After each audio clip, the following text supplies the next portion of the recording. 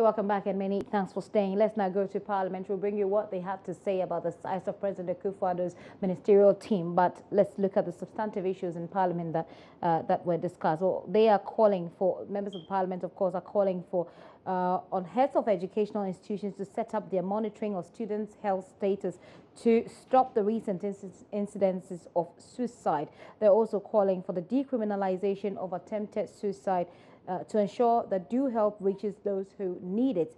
Member of Parliament for Ofoikrom, Dr. Emmanuel Mafo, delivered a statement on the floor calling for attention to the recent incidents of suicide. He tells Joy News that the problem is worrying. Well, I have suggested three main reasons, or three main solutions, if you like. The first is about security. You know, most of these suicide cases that are reported in the media, we understand are under investigation. We are not even sure whether the students themselves committed a suicide or probably somebody might have done that. And it is worrying when you go to our campuses, especially off campus, where you have hostels. And all these hostels springing up do not have the same level of security arrangements like the normal halls. And so I have walked to a number of student hostels that nobody even questioned me, nobody asked me why I'm there.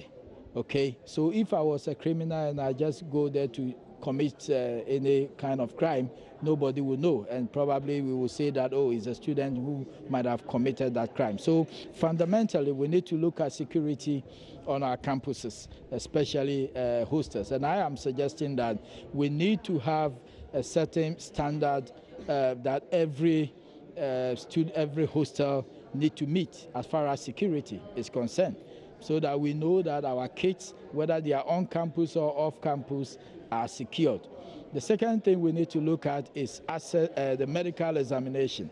You see, because suicide most often happen as a result of mental illness or as a result of some psychological distress, and people need to be examined, especially when they are coming to start the academic work.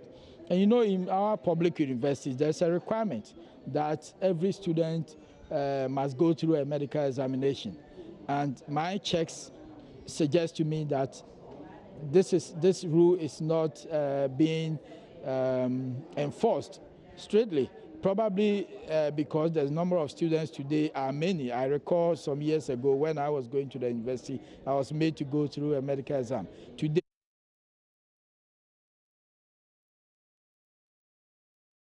And still in Parliament, the Speaker of Parliament has directed that the police administration takes immediate steps to investigate clashes between residents of Mutual and Dawenya, which led to the death of one person in December last year. This was after Member of Parliament for Ningo Pram Sam George drew the House's attention to the issue, to what he says is the arming of residents for reprisal attacks if policemen suspected of killing the victim are not brought to book. There are issues about land, especially between the people of Dawenya and Mutual, that had led to one or two skirmishes, especially notably the death of Mr. Francis Tetebotre on the 29th of December 2016. I sought the leave of Mr. Speaker to direct the Minister for Interior to immediately take steps to institute an investigation into the sad events of 29th December. I'm grateful to Mr. Speaker that he's granted those reliefs. He's instructed the Minister for Interior to immediately liaise with the relevant agencies to start a disarmament of groups that are armed in the constituency in those two townships, and then also to constitute or institute immediate investigations into the unfortunate incidents that led to the death of Mr. Francis Tetebotre on the 29th of December 2016. It is my hope that this will bring some sanity and closure of some sort to the matter. This incident happened about 11 weeks ago, as you indicated on the floor. How have the two communities been since then, looking at the fact that no major investigation had been commissioned and no one had been sanctioned in connection with this? There is an uneasy everyday activities, all right, but between those who are the landowners, there have become no-go areas in the constituency where some people from Miocho can go to certain parts of Dawenya, some people from Dawenya can come into certain parts of Miocho. I will not represent the people when people cannot have the freedom to move. And so Sam George there speaking about what happened that led to the killing of 2 people actually in Milcho in Dawenya. Well, we've already been talking about the number of President Akufo-Addo's ministers who are still in Parliament. What are the members of Parliament saying? I feel very saddened that a country with a population of over 24 million people, middle income, a country that still borrows, would want to have 110 ministers. Take Canada, for instance, under 70 ministers and deputies. Take the UK with a population of over 60 million, one of the richest countries in the world, has a little over 100 ministers and deputies. Take India with a population of over 1 billion people, under 100 ministers. And then you have a struggling country that would appoint 110 ministers. I think it's very, very unfortunate. And we should begin to ask ourselves, what is the job of a minister, really and truly? A minister takes decisions, and a minister accounts to the people through Parliament. That's about it. So for a ministry, you don't need more than 2 deputies.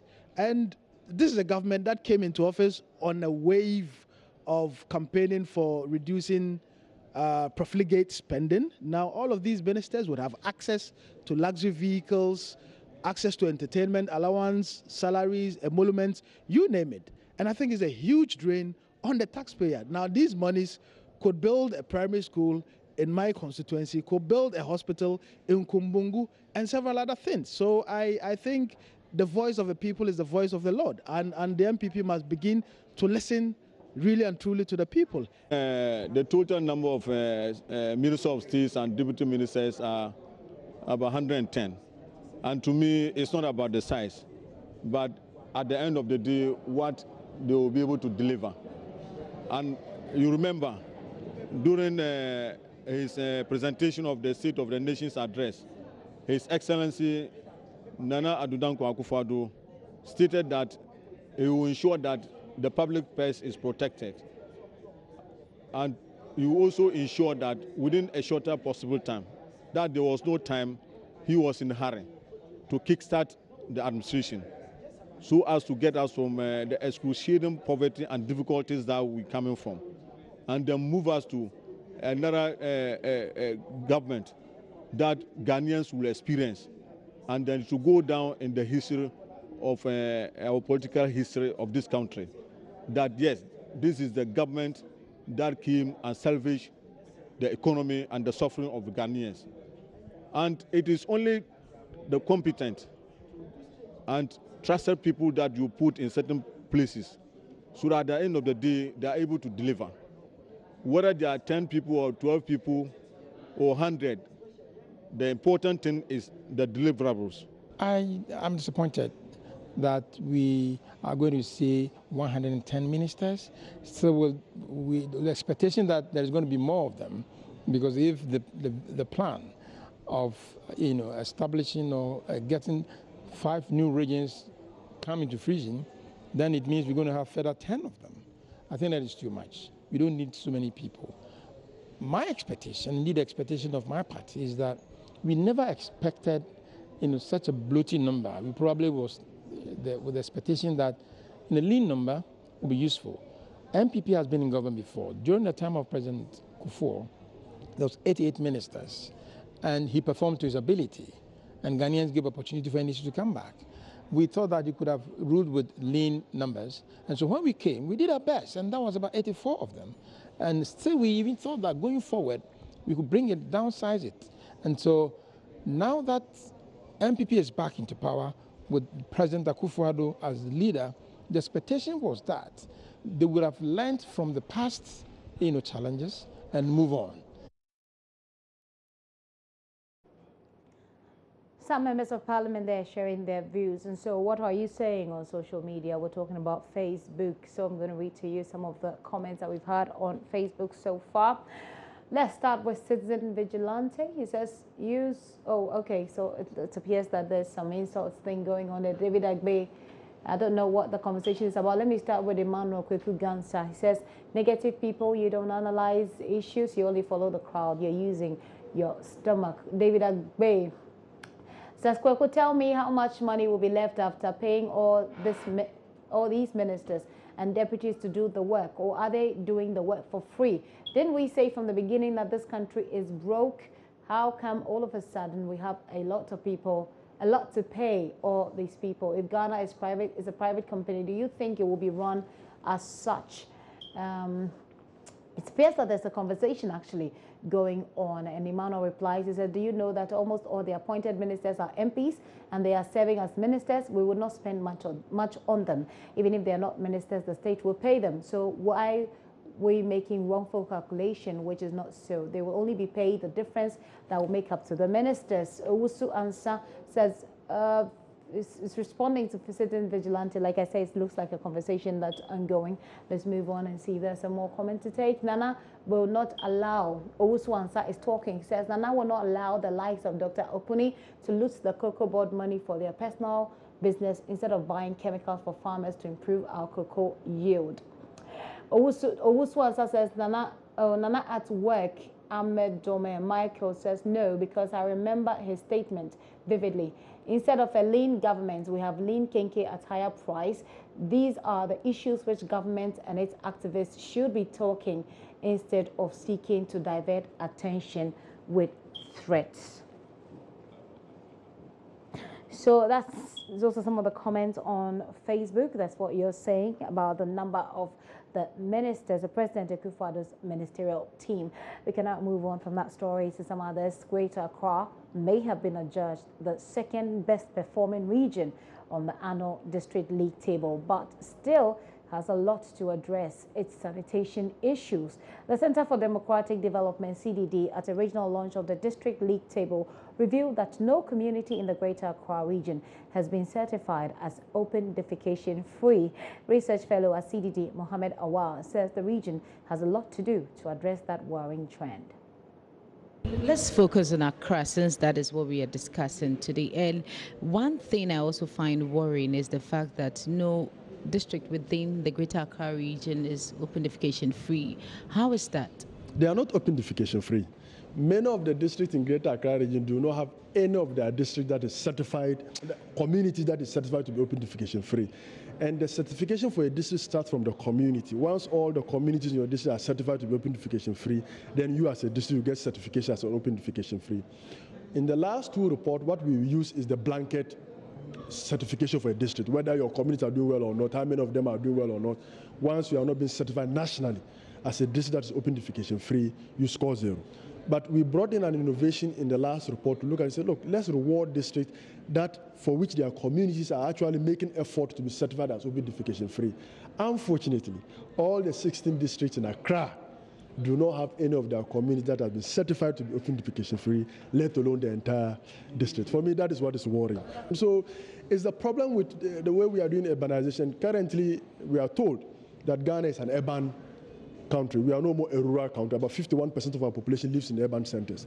That brings a huge challenge for how our district assemblies are able to respond to these issues, how our municipal and metropolitan assemblies are able to respond to many of these issues that come up with urbanization, housing, sanitation, water services, health service provision. How are we providing these services for the teeming number of people who are trooping into the urban centers? And our ability to plan properly, our ability to prioritize and allocate more resources to deal with these problems will define the outcomes of Ghana's urbanization process in the next decades and more.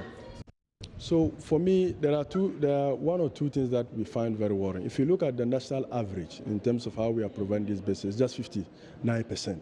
And of this 59%, we have almost 101 districts that falls below that.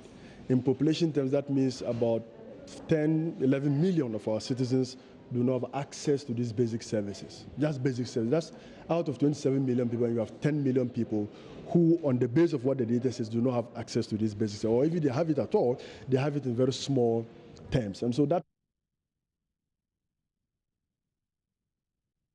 Well, Director for Research, Statistics and Information Management at the Local Government Ministry, Dorothy Oni, says the objective of the District League Table is to help improve the living conditions and not to put the spotlight on districts that are not providing basic services. So what we are saying to the regional coordinating councils and the districts, the coordinating directors and the planners, is that these indicators of the District League Table should be merged into the indicators that the assemblies are addressing or pursuing in their planning and their budgeting processes. This is the third year for the District League Table. Well, I would want to find out what has happened to the previous years. What did we do with those findings? What did we do with those indicators? Yes, that is why we are insisting, because, you know, we're talking about misconception of the two. So the various assemblies feel it's like we are ranking them. So it's like I didn't. But it's supposed to be a rank based on the various sectors. Yes, but it's ranking how districts are being developed. It's ranking how the services we are providing to districts in way of development in education, water, security, all those, how the districts are faring, and not how the assembly is faring. Okay.